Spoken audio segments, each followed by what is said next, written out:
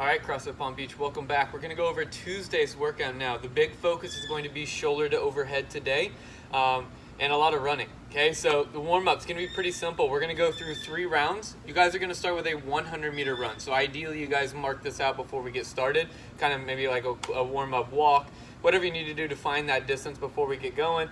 Or if you guys have a rower or a bike, feel free to hop on that for 45-ish seconds. Okay, as soon as you guys are done with that run, row, or bike, we're going to head to whatever weights we plan to use in the workout, ideally just a little bit lighter. Okay, so if you guys have a barbell, let's go empty barbell. If you guys have dumbbells, I would just use a single dumbbell for now, and then you guys can get to 2 later on in the workout. Okay, but what we're going to do once we get to those dumbbells is you guys are going to have 5 strict press. So squeeze the legs, only the shoulders, locking all the way out the top. After those 5, we're going to get a little bit more dynamic with a push press, so a dip and drive for 5 reps. And then after those 5, we're going to go into 5 push jerks. Okay, so this is where the most dynamic. It's a dip drive and a rebend back underneath the weights before you guys stand up and reset.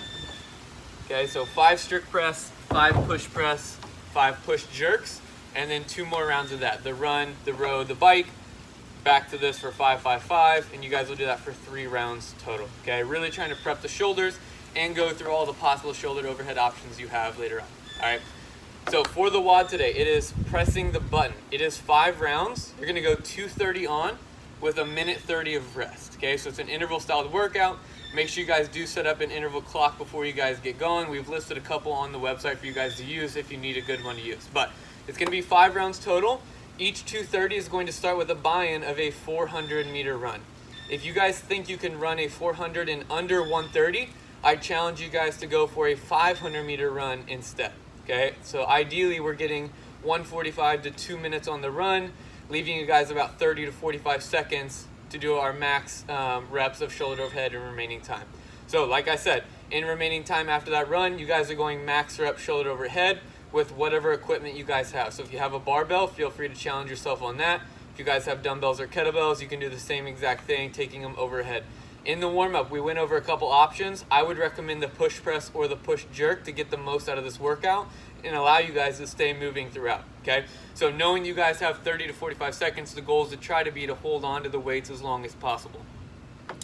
So just one more refresher on the different options. You guys can do that dip and drive for the push press.